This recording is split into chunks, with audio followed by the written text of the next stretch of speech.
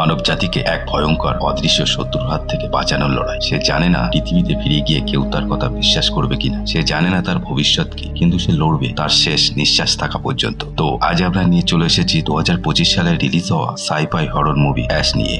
কাহিনী শুরু হয় একটি ঘর থেকে, একটি অন্ধকার ঘর যেখানে একটি মেয়ে অজ্ঞান হয়ে পড়ে আছে, আর সে খুব আহত।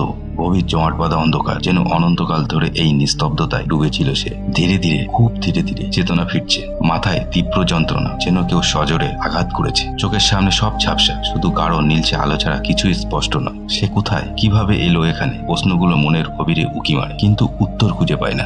সে উঠে বসার চেষ্টা করে, শরীর জুড়ে তীব্র ব্যথা জানান দেয়। সে মারাত্মকভাবে আহত। হাতের দিকে তাকাতেই চোখে পড়ে শুকিয়ে যাওয়া রক্তের দাগ। পুরো কুঁচকে যায় তার। এক অজানা ভয় শিরদাঁড়া বেয়ে নেমে আসে। এই ঘরটা অচেনা, ধাতব দেওয়াল, ঠান্ডা মেঝে, এক কোণে এক বিছানা দেখা যাচ্ছে, কিন্তু সেটাও যেন তার নিজের নয়। সবকিছুই কেমন যেন শীতল, প্রাণহীন। মনে হচ্ছে এটা কোনো পরীক্ষাগার, কিন্তু কিসের পরীক্ষা? তার উপর ভয়ে তার গলা শুকিয়ে আসে। নিজের নামটাও মনে পড়ছে না। সে কে? কে সে? এই প্রশ্নটা যেন মাথার ভেতর হাতুড়ির মতো বাড়ি মারছে। তার পরনের পোশাকটাও অদ্ভুত, আটোসাটো, যেন কোনো বিশেষ কাজের জন্য তৈরি। বুকে একটা অস্পষ্ট প্রতীক চিহ্ন, কিন্তু এর মানে কি? কিছুই মনে পড়ছে না। সে বুঝতে পারে এখানে বেশিক্ষণ থাকা নিরাপদ নয়। অজানা আশঙ্কায় তার বুক কাঁপে। হঠাৎ ঘরের স্পিকারে যান্ত্রিক কণ্ঠস্বর বেজে ওঠে। সিস্টেম সতর্কতা, প্রধান জেনারেটর অকার্যকর। শটটা বারবার পুনরাবৃত্তি হতে থাকে, যেন এক দুঃসংবাদের প্রতিধ্বনি। জেনারেটর খারাপ, তার মানে কি বিদ্যুৎ চলে যাবে? এই ভয়ঙ্কর জায়গায় অন্ধকারে আটকে পড়ার কথা ভাবতেই তার শরীর হিম হয়ে আসে। তাকে এখান থেকে বেরোতেই হবে, এখনই। অনেক কষ্টে উঠে দাঁড়ায় রিয়া, যদিও সে তখনও নিজের নাম জানে না। দেয়াল ধরে ধরে দরজার দিকে এগোয়। দরজার পাশে একটা বোতাম টিপতেই সশব্দে দরজা খুলে যায়। বাইরে পা রাখতেই একটা ঠান্ডা স্রোত তার শরীর ছুঁয়ে যায়। চারপাশটা আরো বেশি অন্ধকার, শুধু দূরে দূরে লাল আর নীল আলো জ্বলছে নিভছে। বাতাসে একটা পোড়া গন্ধ, সাথে মিশানো রক্তের তীব্র ধাতব গন্ধ। সে সাবধানে এগোয়, হাতে থাকা টর্চটা জেলে ফেলে। আলোর বৃত্তটা দেওয়ালে পড়তেই সে চমকে ওঠে। জায়গায় জায়গায় চাপ চাপ রক্তের দাগ, কিছু ছিটিয়ে রয়েছে, কিছু টেনে নিয়ে যাওয়ার মতো লম্বা দাগ। দেওয়ালের এক জায়গায় যেন কোনো ভারী জিনিস দিয়ে আঘাত করা হয়েছে। ভেঙে গেছে সেই অংশটা। মেঝেতে ছড়িয়ে ছিটিয়ে আছে ভাঙা কাজ, যন্ত্রপাতি। স্পষ্ট বোঝা যাচ্ছে এখানে ভয়ানক কিছু ঘটেছে, হয়তো কোনো সংঘর্ষ বা হামলা। তার ভয় আরো বাড়তে থাকে। টর্চের আলো ফেলতে ফেলতে সে করিডোর ধরে এগোয়। হঠাৎ আলোর বৃত্তটা স্থির হয়ে যায়। দেওয়ালের পাশে আধা অন্ধকারে বসে আছে একটা শরীর। রিয়া ভয়ে প্রায় চিৎকার করে ওঠে। সাবধানে এগিয়ে যায় সে। কাছে যেতেই দৃশ্যটা স্পষ্ট হয়। একজন পুরুষ, তার পুরো মুখ রক্তে মাখা, চোখ দুটো খোলা কিন্তু স্থির, প্রাণহীন। তার বুকের ঠিক মাঝখানে একটা ধারালো ছুরি আমূল বিঁধে আছে। রক্তে ভেসে যাচ্ছে তার পোশাক, চারপাশের মেঝে। রিয়া লোকটার মুখের দিকে তাকায়। কেমন যেন চেনা চেনা লাগে মুখ। এই মানুষটাকে সে চেনে, খুব ভালোভাবে চেনে, কিন্তু কে সে? একটা তীব্র কষ্ট তার বুকটা চেপে ধরে। কারণ ছাড়াই চোখ দুটো ভিজে ওঠে। সে কি এই মানুষটাকে ভালোবাসতো? হয়তো, কিন্তু মনে করতে পারছে না। কিন্তু এখানে সে জানে না এই মৃতদেহটি তার বাগদত্তা কেভিনের। তার নিজের নিরাপত্তার কথা ভেবে সে লোকটার বুক থেকে ছুরিটা টেনে বের করে। ঠান্ডা ভারী ছুরিটা হাতে নিতেই তার শরীর কেঁপে ওঠে। তারও একটা অস্ত্রের প্রয়োজন ছিল। এই অজানা শত্রুর মোকাবিলা করতে হলে খালি হাতে চলবে না। কেবিনের লাশ পেছনে ফেলে সে আবার এগোতে থাকে। ল্যাবের ভেতরের এই ধ্বংসযজ্ঞ আর মৃত্যু তাকে তাড়িয়ে নিয়ে যায় বাইরের দিকে। একটা বড় ধাতব দরজা ঠেলে খুলতেই সে বাইরে বেরিয়ে আসে। আর যা দেখে তাতে তার পায়ের তলার মাটি যেন সরে যায়। বিস্ময়ে, আতঙ্কে তার মুখ হা হয়ে যায়। সে এতক্ষণে কোনো ল্যাবের ভেতরে ছিল না। এটা ছিল একটা বিশাল স্পেসশিপ, যা এখনো কোনো এক অজানা গ্রহে বিধ্বস্ত অবস্থায় পড়ে আছে। চারিদিকে ধুধু করছে এক অদ্ভুত নীলচে রঙের মাটি আর পাথর। আকাশটা গাঢ় নীল, তাতে জলজল করছে অচেনা নক্ষত্ররা। দূরে দেখা যাচ্ছে অস্পষ্ট পাহাড়ের সারি। বাতাস বরফের মতো ঠান্ডা। তার পাতলা পোশাকে সেই ঠান্ডা কাঁপুনি ধরিয়ে দিচ্ছে। এই গ্রহটা দেখতে কিছুটা পৃথিবীর মতো হলেও এর আবহাওয়া আর পরিবেশ সম্পূর্ণ ভিন্ন, রুক্ষ আর প্রাণহীন। সে এখানে কেন? তাদের মিশন কি ছিল? কারা ছিল তার সাথে? কেবিন ছাড়া আর কে কে ছিল? প্রশ্নগুলো তাকে পাগল করে তোলে। সে আকাশের দিকে হাত বাড়ায়। হঠাৎ সে লক্ষ্য করে তার থেকে কিছুটা দূরে আবছা কুয়াশার মধ্যে একটা ছায়া দাঁড়িয়ে আছে, ঠিক তারই মতো দেখতে। সে ভয় পেয়ে হাত তোলে, ছায়াটাও হাত তোলে। সে অন্য হাতটা তোলে, ছায়াটাও তাই করে। সে বিভ্রান্ত হয়ে যায়। এটা কি তারই প্রতিবিম্ব? কিন্তু এখানে তো কোনো আয়না নেই। তাহলে এই ছায়াটি কি অন্য কেউ, নাকি এই গ্রহের কোনো মায়া? তার বুঝতে অসুবিধা হয় না এই ছায়াটা কোনো সাধারণ নয়।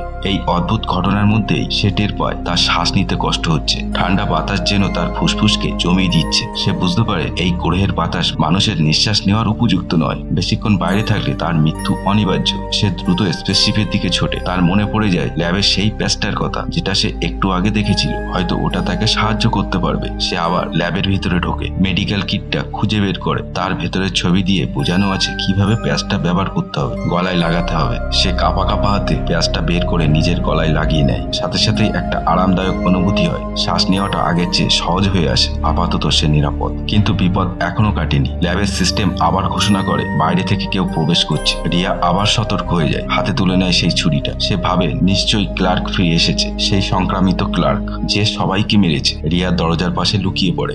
স্পেস স্যুট পরা একজন লোক ভেতরে ঢোকে। রিয়া সুযোগ বুঝে তার উপর ঝাঁপিয়ে পড়ে, ছুরিটা উঁচিয়ে ধরে। লোকটা আতঙ্কে চিৎকার করে ওঠে, রিয়া রিয়া থামো, এটা আমি ব্রায়ান। তুমি কি করছো? আমাকে মারছো কেন? রিয়া থমকে যায়। ব্রায়ান নামটা শুনে তার ভেতরটা কেমন করে ওঠে। সে লোকটার মুখের দিকে তাকায়, স্পেস স্যুটের হেলমেটের কাচের মধ্য দিয়ে। হ্যাঁ, এই মুখটাকেও সে চেনে, কিন্তু পুরোপুরি বিশ্বাস করতে পারে না। তার স্মৃতি এখনো ফেরেনি। ব্রায়ান তাকে শান্ত করার চেষ্টা করে। সে বলে, রিয়া তোমার স্মৃতি চলে গেছে। এখানে ভয়ানক ঘটনা ঘটে গেছে। ক্লার্ক ইনফেক্টেড হয়ে গিয়েছিল। সে ডেভিডকে মেরেছে, অডিকে মেরেছে, কেভিনকেও সে মেরেছে। ওই যে ওখানে পড়ে আছে, ওই কেভিন তোমার বাগদত্তা। ব্রায়ান তাকে জানায় তারা মোট 6 জন। Ria, Kevin, Brian, Clark, Audi আর ডেভিস এই গ্রহে এসেছিল। তাদের মিশন ছিল এটা জানা যে এই গ্রহ মানুষের বসবাসের যোগ্য কিনা, আর এখানে কোনো এলিয়েন বা অন্য কোনো বিপদ আছে কিনা তারা স্পেসশিপে থেকে কমান্ড দিত।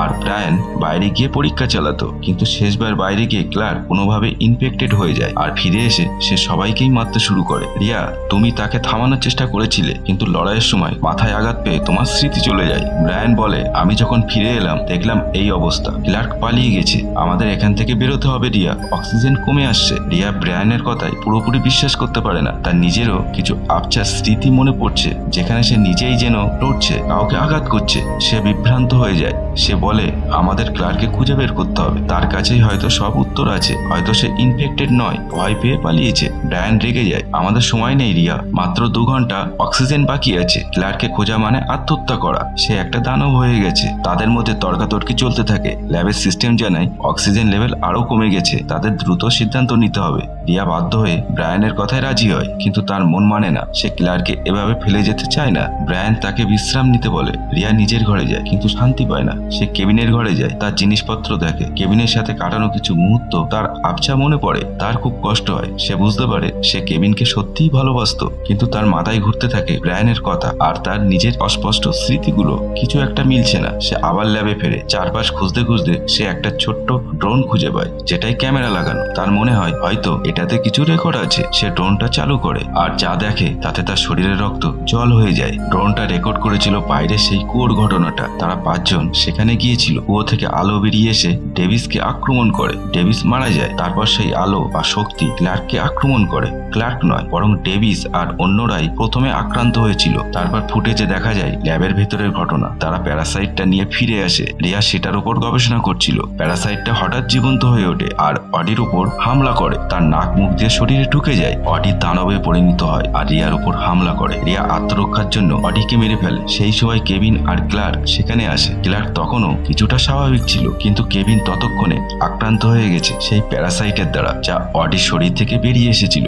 কেভিন ক্লার্কের উপর হামলা করে, তারপর রিয়ার উপর। এখানে ক্লার্ক গুরুতর আহত হয়। রিয়া কেভিনকে ছুরি দিয়ে আঘাত করে মেরে ফেলে, আর ঠিক তখনই কেভিনের শরীর থেকে প্যারাসাইটটা বেরিয়ে এসে রিয়ার শরীরে ঢুকে যায়।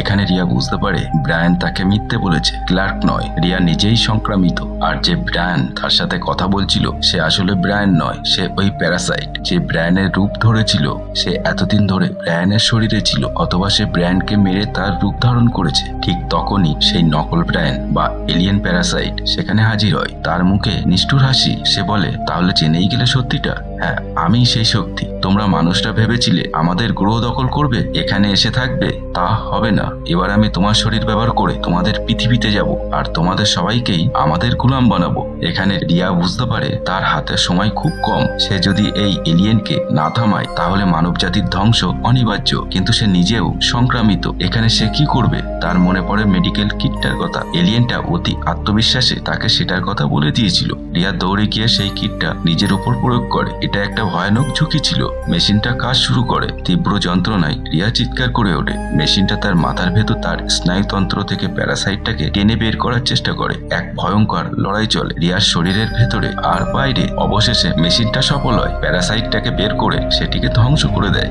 রিয়া আপাতত মুক্ত, কিন্তু সে মারাত্মকভাবে ক্লান্ত ও আহত। তার সব বন্ধু মারা গেছে, এমনকি তার ভালোবাসার মানুষটিও। এখন সে একা। সে জানে তাকে এখান থেকে বেরোতে হবে। সে বুঝতে পারে ওই এলিয়েন প্যারাসাইটই শিপটাকে আটকে রেখেছিল। সে আবার শিপের ককপিটে যায়। এবার শিপটা চালু হয়ে যায়। একরাশ কষ্ট আর অনিশ্চয়তা নিয়ে সে শিপটাকে পৃথিবীর দিকে চালনা করে। সে জানে বিপদ এখনো কাটেনি। এই গ্রহে আরো অনেক প্যারাসাইট আছে। হয়তো তারা অন্য কোনো উপায়ে পৃথিবীতে পৌঁছানোর চেষ্টা করবে। তার লড়াই সবে শুরু হয়েছে। এই বিশাল মহাকাশের বুকে একটা স্মৃতি আর এক অনিশ্চিত ভবিষ্যৎকে সঙ্গী করে সে এগিয়ে চলে। আর এখানেই এই মুভিটি শেষ হয়ে যায়। তো এই মুভিটির IMDb রেটিং এখনো পর্যন্ত 4.7 আউট অফ 10। আর সাইফাই বাংলা চ্যানেলের এই ভিডিও আপনাদের ভালো লাগছে না খারাপ লাগছে সেটা অবশ্যই কমেন্টে জানাবেন। তো দেখা হবে পরের ভিডিওতে। সেই পর্যন্ত সবাই ভালো থাকবেন। ধন্যবাদ।